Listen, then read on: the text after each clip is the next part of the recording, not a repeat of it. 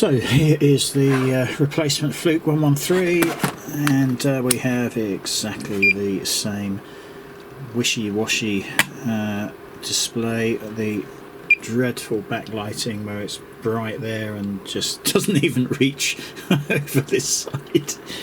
Unfortunately, the camera shows it up so much better than the eyes do. Actually, if I angle this, I'll show you how it looks for me with my eyes.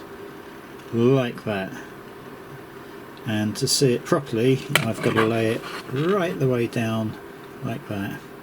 Now it's nice, crisp, but the normal viewing angle for me, that's how it looks, just like that.